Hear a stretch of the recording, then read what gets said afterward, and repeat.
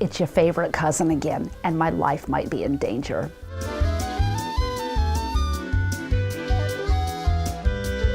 Hello and welcome to the Velveteen Lounge Kitchen. Ms. Velveteen invited me over for a box of wine because I got some disturbing news. My stepmommy is trying to appeal her conviction for trying to kill me. I need a drink, so I'm adding some extra octane to my favorite vino.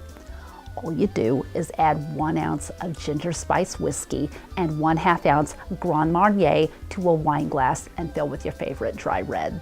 I'm gonna need a pitcher. So, my stepmommy Pearl is now trying to say it was all a big misunderstanding and she wasn't trying to kill me when she gave me a near fatal dose of acid that she was trying to give me vitamins. But we both know that's BS. Daddy thinks I'm overreacting, but he isn't the one she tried to off.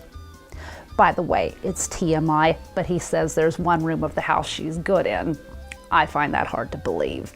If she does get off, I'm gonna need to dust off my kickboxing skills because you know she's gonna try again.